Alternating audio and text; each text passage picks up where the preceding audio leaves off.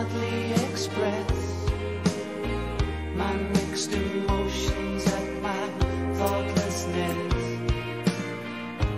After all, I'm forever in your debt.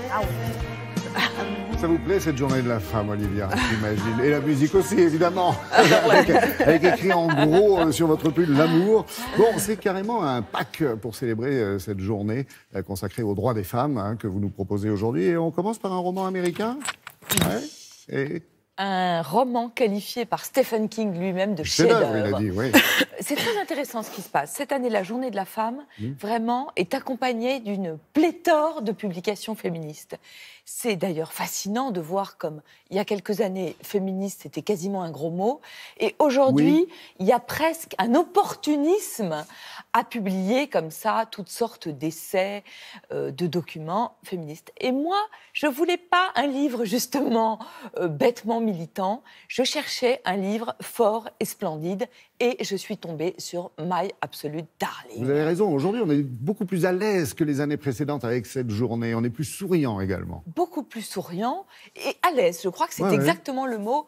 Avant, on ne savait pas trop. Et même les femmes, quand on les interrogeait, disaient « Je suis évidemment préoccupée par les femmes, mais je ne suis pas féministe. » My Absolute Darling, de quoi s'agit-il? C'est un jeune homme de 30 ans qui a écrit le livre. Il a mis 8 ans à le faire. Et aux États-Unis, ça a été un phénomène éditorial vraiment sans précédent. On est sur la côte de Californie du Nord. Vous avez une gamine de 13 ans, qui s'appelle Turtle, en tous les cas c'est son surnom, qui vit seule avec son père. La mère a disparu, est-ce qu'elle est morte, suicidée? On n'en est pas bien sûr, mais on l'imagine. Turtle, elle vit dans une maison complètement déglinguée, dans une nature absolument magnifique, mais à l'écart de tout. À l'école, elle est un peu une paria, personne ne lui parle. Il y a une institutrice qui se rend compte qu'il se passe quelque chose d'étrange, mais Turtle refuse absolument toutes les mains qu'on lui tend.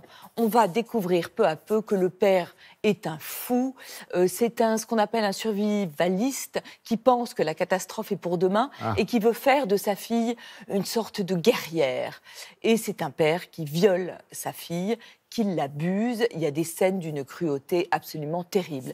Mais ce qui intéresse Gabriel Talent, ce n'est pas de raconter avec complaisance un viol ou un abus. C'est de raconter ce qui se passe dans la tête d'une gamine de 13 ans. Vous savez, souvent, quand il y a comme ça une histoire dans les journaux, on dit « mais comment c'est possible ?» Eh bien là, on va comprendre le mécanisme de l'emprise. Comment cette fille, Turtle, elle se raconte une histoire absolument inadmissible. Donc comment elle pense que son père l'aime, et d'ailleurs peut-être qu'il l'aime aussi d'ailleurs. Elle l'accepte finalement. Comment elle l'accepte, comment en même temps elle le hait, comment cette gamine qui vit avec un flingue et un fusil quand même dans chaque main, elle va réussir à s'en sortir. Elle va faire une rencontre. Et ce livre serait insupportable s'il n'était pas l'histoire d'une résilience et s'il n'était pas écrit dans une langue absolument splendide. C'est chez Gallmeister, c'est un coup, c'est une claque au lecteur et c'est vraiment un livre renversant. Bon, quel talent, ce talent, pourrait-on dire. Et il sera à l'honneur dans la grande librairie ce soir, c'est ça? Oui. Première interview, Première interview par François Bunel ce soir. On continue avec un petit guide? Oui. Suivez le guide.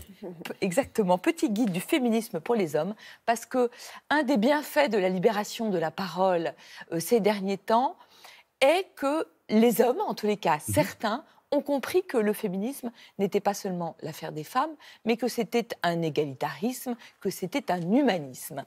Jérémy Patinier, chez Textuel, je l'adore parce que ce livre n'est absolument pas un livre culpabilisant, c'est un livre extrêmement ludique, avec des tests. Par exemple, il demande aux hommes, où est-ce que vous en êtes, vous, dans votre féminisme? Est-ce que vous avez déjà voté pour une femme? Est-ce que si votre petit garçon vous demande à Noël une dînette ou un déguisement de princesse, qu'est-ce que vous faites? Il y a aussi un jeu, La roue des privilèges, que j'aime beaucoup, où vous pouvez cocher des situations énoncées que vous avez déjà vécues. Les personnages masculins dans les fictions que vous regardez ont beaucoup de dialogues et ne sont pas souvent à poil, par exemple, ce qui n'est pas forcément le cas des femmes. C'est à la fois un état des lieux de la situation, c'est très très bien fait, c'est chez Textuel. Bon, on parle du droit des femmes, on peut aussi parler aujourd'hui du droit des filles. Oui, et ça c'est très important. Aujourd'hui, la balle est dans l'éducation des petites filles et des petits garçons. La Déclaration des droits des filles publiée chez Talent Haut donne... Décidément, que de talent ce matin. Talent, c'est un peu talent. le fil rouge.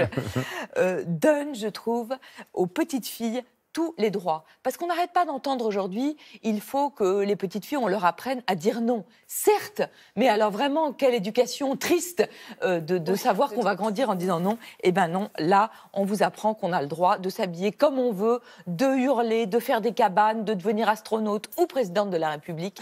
C'est un livre joyeux, gai, j'adore les visuels, signé Elisabeth Brami et Estelle Billon-Spagnol. Et toutes les petites filles devraient l'avoir dans leur bibliothèque. Merci Olivia, ça fait plaisir à entendre et c'est très bien de le lire et de le dire, tout ce que vous venez de répéter finalement. Pour la petite, Allez, on va fille de parler Laura. design avec Sylvie qui nous a rejoint.